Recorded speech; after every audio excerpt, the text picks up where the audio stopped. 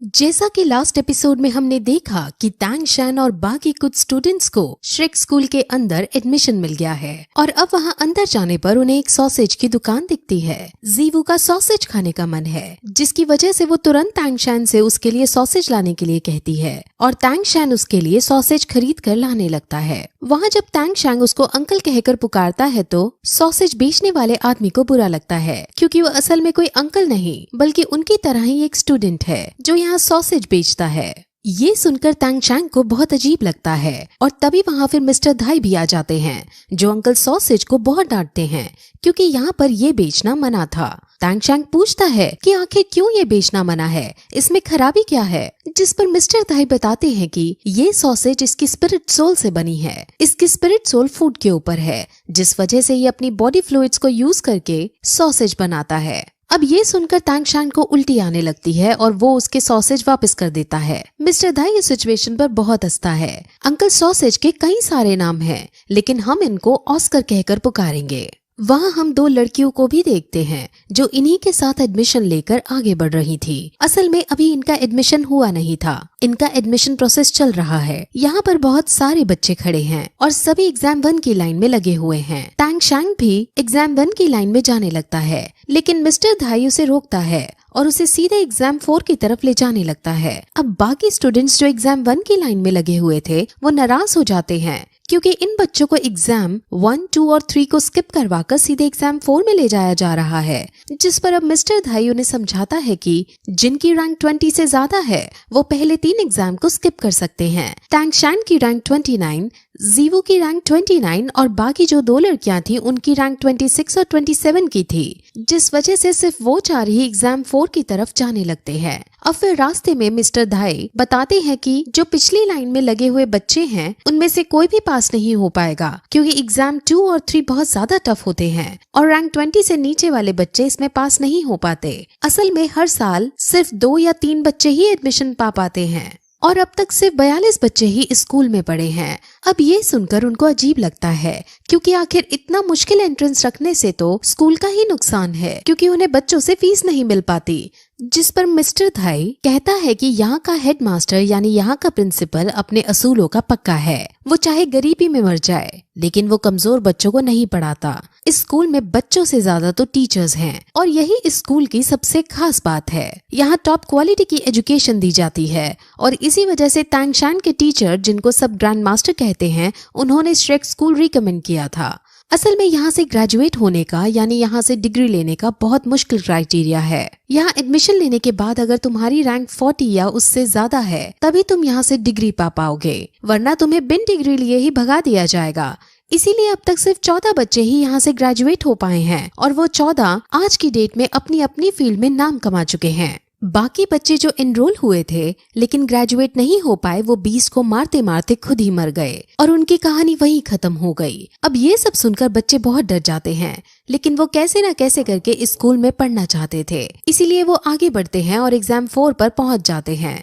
Exam 4 के लिए वहाँ वाइस प्रिंसिपल खड़ा था और वाइस प्रिंसिपल बहुत खतरनाक और एरोगेंट नेचर का था। उसके अंदर दया नाम की कोई चीज नहीं थी। वो उन चारों को देखने के बाद उनसे कहता है कि अगर तुम यहाँ एडमिशन लेना चाहते हो तो तुम चारों एक साथ मुझ पर अटैक करो और मैं तुम पर अटैक करूंगा। अगर तुम जीते तो तुम्हें एडमिशन मिल जाएगा और अगर मैं जीता तो तुम सबको यहाँ से जाना पड़ेगा। इस टीचर का नाम मास्टर जाऊ है और ये 76 रैंक पर है। मिस्टर धाई अब इसके बारे में उन्हें सब बताता है कि ये बहुत शक्तिशाली इंसान है और ये इतना शक्तिशाली है कि अगर उसके सामने 40 सैनिक हथियारों के साथ एक साथ हमला कर दें तब भी इसका कुछ नहीं उखाड़ पाएंगे। इनकी स्पिरिट सोल सुप्रीम पियर की है और क्योंकि ये इतना शक्तिशाली है इन्हें कई लोग अकाला भी कहते हैं। अब अकाल नाम सुनकर सब हैरान हो जाते हैं क्योंकि उन सभी ने अकाल नाम सुन रखा था और अकाला बहुत ज्यादा शक्तिशाली योद्धा है।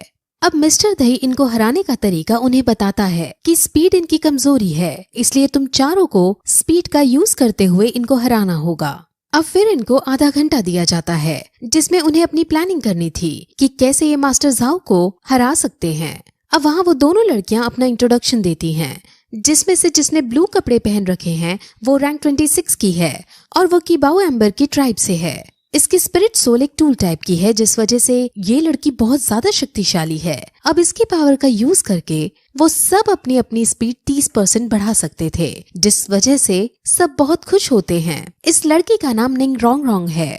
काले कपड़े वाली लड़की बहुत बहुत शक्तिशाली है और उसका नाम जू जू क्विंग है और उसके स्पिरिट सोल कैट की है। अब तांग शैंग उन सभी का लीडर बनकर उनको पोजीशंस देता है और आधे घंटे हो जाने के बाद वो तांग शैंग के कहे अनुसार उस पर अटैक करने लगते हैं। वो सब बच्चे अपने अपने स्पिरिट सोल का यूज करते हुए और तांग शैंग अपनी स्पिरिट रिंग का यूज करते हुए मिस्टर जाओ पर अटैक करता है, लेकिन मिस्टर जाओ बिना स्पिरिट सोल का यूज किए उन सबको रोक देता है और उन सबको पीटने लगता है। मिस्टर जाओ इन बच्चों को पीट पीट कर बहुत मजे ले रहे होते हैं और बच्चे उनसे हार रहे होते हैं। अब तांग शैंग को गुस्सा आ जाता है और वो अब स्पिरिट रिंग का यूज करते हुए उसे बांधने की कोशिश करता है और उस पर पॉइजन भी छोड़ता है। और अब इससे मिस्टर जाओ को थोड़ी दिक्कत होती है, लेकिन अब उसे पता चल जाता है कि उसे इस लड़के से लड़ने में अब बहुत मजा आने वाला है। वो भी अब अपनी स्पिरिट सोल का यूज करता है और उस पर अटैक करता है और उनकी फाइट फिर से होने लगती है, लेकिन इस बार स्पिरिट सोल का यूज करते हुए वो सबको हरा देता है और जीवू को बेहोश कर देता है।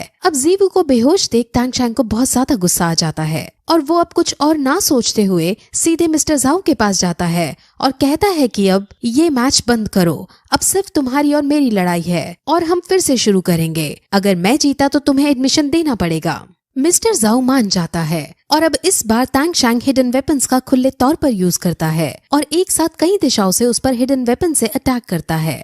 ये हिडन वेपन्स उसके लिए नए थे, जिस वजह से मिस्टर जाओ इन हिडन वेपन से नहीं बच पाता।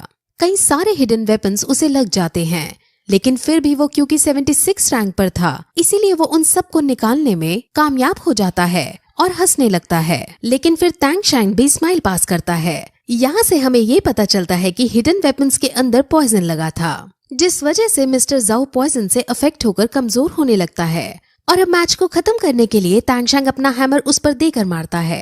अब इस अटैक से वो भी घायल हो जाता है, लेकिन मिस्टर जाओ भी अब लड़ने की पोजीशन में नहीं होता और मिस्टर धाई अब तांग शैंग को विनर घोषित कर देता है। मिस्टर जाओ अब बहुत उदास होता है क्योंकि वो एक 13 साल के बच्चे से हार गया है। अब फिर वहाँ ऑस्कर भी आ जाता है और वो अपनी हीलिंग सॉसेज मिस्टर जाओ को देता है और मिस्टर जाओ अपने एरोगेंट बिहेवियर के साथ वहाँ से दुखी होकर चले जाते हैं। वहीं ऑस्कर जब निंग रोंग रोंग को देखता है तो उसका उस पर दिल आ जाता है और वो उससे फ्लर्ट भी करने की कोशिश करता है, लेकिन मिस्टर धाई लड़कियों को अपने साथ लेकर वहाँ से चला जाता है और इससे ऑस्कर जल भुन जाता है। वहीं रात को मिस्टर जाओ अपने ऑफिस में बैठा होता है और आज के मैच के बारे में ही सोच रहा होता है कि तभी उसे अपने आसपास किसी ताकतवर इंसान के खड़े होने का आभास होता है। वो तुरंत बाहर जंगल में जाकर चेक करता है और वहाँ से अपनी स्पिरिट सोल को बाहर निकालते हुए देखने की कोशिश करता है कि आखिर कौन है जो यहाँ पर बिना पूछे आ गया है। वहाँ तभी एक मास्क मैन आता है और वो अकाला कहकर उसे संबोधित करता है। वो मास्क मैन और कोई नहीं बल्कि तांग शैंग का पिता तांग हाओ है। तांग हाओ के आसपास लाल कलर की रोशनी और एक बड़ा सा हैमर है और तांग हाओ बहुत ज्यादा शक्तिशाली है। इसकी रैंक 90 से भी ज्यादा है और ये बात मास्टर जाओ को पता चल जाती है। असल में तांग हाओ इस टीचर को सजा देने के लिए आया था क्योंकि आज सुबह इसने बच्चों के साथ अच्छा व्यवहार नहीं किया था। मिस्टर जाओ इनके सामने भीगी बिल्ली बन जाता है, लेकिन तांग हाओ बहुत गुस्से में है और वो उसे पीटना चाहता है। तभी वहाँ पर श्रेक स्कूल का डीन भी आ जाता है और वो क्योंकि डीन है इसलिए वो बहुत ज्यादा शक्तिशाली है। वो अपने वाइस प्रिंसिपल को ऐसे पीटता नहीं छोड़ सकता था, लेकिन जब वो सामने तांग हाओ को देखता है तो वो समझ जाता है कि हम दोनों मिलकर भी इसका सामना नहीं कर पाएंगे और अगर मैंने इस लड़ाई में कूदने की कोशिश की तो मैं भी मारा जाऊंगा। यहाँ से अब हमें तांग हाओ की शक्तियों का अच्छे से पता चल जाता है। तांग हाओ की अपनी पूरी एक बैक स्टोरी है जो आपको बहुत शॉक करने वाली है और वो हमें अब आगे पता चलेगी। अब तांग हाओ सीधे उस पर अटैक करने की कोशिश करता है और उसको उसकी ही भाषा में कहता है कि तुम्हारे पास आधा घंटा है और तुम्हें आधे घंटे तक मुझे डिफेंस करना है। आधे घंटे बाद मैं खुद चला जाऊंगा। अब मिस्टर जाओ डरते डरते अपनी स्पिरिट सोल का यूज करते हुए उस पर अटैक करता है, लेकिन तांग हाओ बिना स्पिरिट सोल का यूज किए उसके अटैक को रोकता है और उसको पीटता है और तबीयत से पीट लेने के बाद वो उनसे अलविदा लेकर वहाँ से चला जाता है। अब सुबह बेटे ने मिस्टर जाओ को कूट दिया और रात को बाप ने, और अब इस सब से मिस्टर जाओ बहुत ज्यादा दुखी हो जाता है। हालांकि उन्हें ये नहीं पता चला था कि तांग शैंग इसका बेटा है। अब मिस्टर जाओ प्रिंसिपल यानी डीन से बहुत गुस्सा होता है कि आखिर उसने उसे बचाया क्यों नहीं, लेकिन बेचारा प्रिंसिपल खुद उसके सामने नहीं टिक पाता। वहीं अब अगली सुबह टैंग शैन की आंखें खुलती हैं और वो अपने आप को एक कमरे के अंदर ऑस्कर के पास पाता है। ऑस्कर उसे जगा हुआ पाकर उसे नाश्ता देता है और उसे फिर अपने बारे में बताता है कि वो ऑस्कर है और उसकी रैंक 29 है। वो फिर उससे जीवू के बारे में पूछता है और उनको देखते ही समझ आ रहा होता है कि जीवू टैंग शैंग को पसंद करती है, लेकिन टैंग शैंग ही ये बात नहीं समझ पाता। उन दोनों में जीवू को लेकर बात भी होती है, लेकिन टैंग शैंग अब भी सिर्फ इतना कहता है कि वो सिर्फ मेरी एक दोस्त है। अब फिर टैंग शैंग उस ग्राउंड में जाता है जहाँ उसने कल मिस्टर जाओ से मैच किया था और वहाँ जमीन में गड़े हुए अपने सारे हिडन वेपन्स उठाता है और साथ ही साथ उसे ये भी समझ आ जाता है कि उसे मिस्टर जाओ जैसे ताकतवर योद्धा से लड़ने के लिए और भी हिडन वेपन्स बनाने होंगे और उसे और भी हार्ड ट्रेनिंग करनी होगी। अब फिर थोड़ी देर बाद वापस अपने रूम में जाता है और वहाँ वो ऑस्कर को बेड पर लेटे हुए देखता है। वो उसे बाहर ट्रेनिंग पर चलने को कहता है, लेकिन ऑस्कर मना कर देता है और उसे समझाता है कि मेरी सोल स्पिरिट फूड वाली है, जिस वजह से मुझे तुम जैसी हार्ड ट्रेनिंग नहीं करनी है। अब फिर टैंग शैंग जीवू के पास जाता है और वो उससे माफी मांगता है कि कल वो उसे नहीं बचा पाया, लेकिन जीवू उसको टोकते हुए कहती है कि इसमें उसकी कोई गलती नहीं। वो टीचर थे ही इतने शक्तिशाली कि वो हराए नहीं जा सकते थे। वो दोनों फिर और भी बातें करते हैं और यहाँ के डीन के बारे में सोचते हैं कि आखिर जब वाइस प्रिंसिपल इतना शक्तिशाली है तो प्रिंसिपल कितना शक्तिशाली होगा। अब फिर वो दोनों बाहर घूमने निकलते हैं और उन्हें एक मोटा बच्चा दिखाई देता है जो अपनी गर्लफ्रेंड से लड़ रहा था। उसकी गर्लफ्रेंड उसे ब्रेकअप करना चाहती थी, लेकिन वो जबरदस्ती उसका हाथ पकड़कर उसे अपने पास खींच रहा था। और वहीं जब वो जीवू को देखता है तो वो जीवू के साथ भी फ्लर्टिंग वे में बदतमीजी से बात करने लगता है, जिससे जीवू को गुस्सा आ जाता है और वो तुरंत उसे लड़ने को आगे बढ़ती है। अब वहाँ टैंग शैंग आता है और मोटे लड़के से इस लड़की को छोड़ देने को कहता है, लेकिन मोटा लड़का नहीं मानता।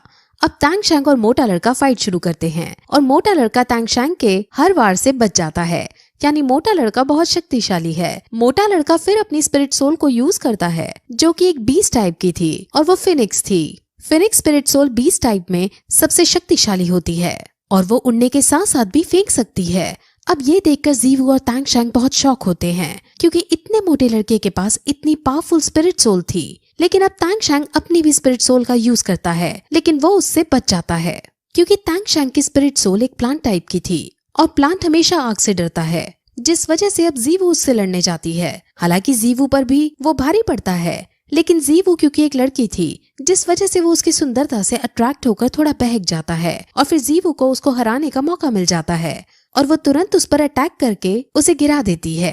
जीवू बहुत खुश होती है, लेकिन मोटा लड़का फिर खड़ा होता है और कहता है कि अब मैं तुम्हें नहीं छोड़ूंगा और फिर इस पॉइंट पर ये एपिसोड खत्म हो जाता है।